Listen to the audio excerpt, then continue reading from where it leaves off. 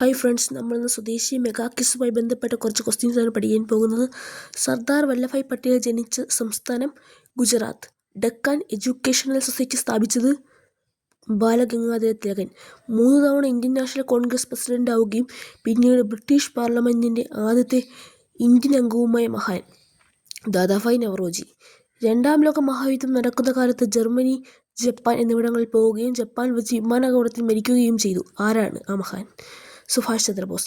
മഹാത്മാഗാന്ധി കോൺഗ്രസ് പ്രസിഡന്റായ വർഷം 1974 ബെൽഗാം സമ്മേളനത്തിൽ. മൈ ലിറ്റിൽ ഡിറ്റക്ടർ എന്ന് ഗാന്ധിജി വിശേഷിപ്പിച്ചത് എന്തിനെയാണ്? തൻ്റെ തൂക്ക് ഘടികാരത്തെ, അതായത് വാച്ചിനെ. ഗാന്ധിയൻ സാമ്പത്തിക ദർശനങ്ങൾ അനുസരിച്ച് സാമ്പത്തിക പ്രവർത്തനങ്ങളുടെ അടിസ്ഥാന യൂണിറ്റ് എന്താണ്? ഗ്രാമം. മഹാത്മാഗാന്ധിയെക്കുറിച്ച് വള്ളത്തോൾ എഴുതിയ പ്രശസ്തമായ കവിത എൻ്റെ ഗുരുനാഥൻ.